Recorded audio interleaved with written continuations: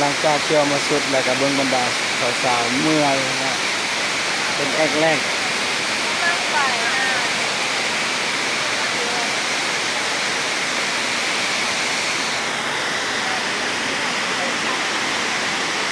เดี๋ยวคนกันเห็นอย่าง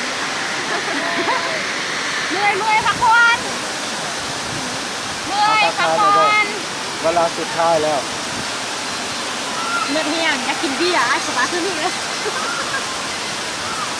ไอ้ระหว่างนี้เรียกพระเจ้า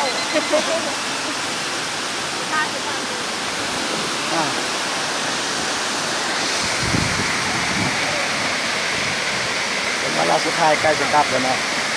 ข้าพเจ้าก็ขอบอกขอบใจกับบรรดาสาวๆที่พามาเที่ยวมื้อนี้ได้เห็นธรรมชาติที่งามอีก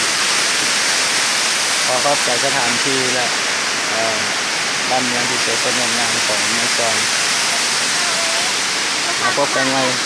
ในคลิปต่อไป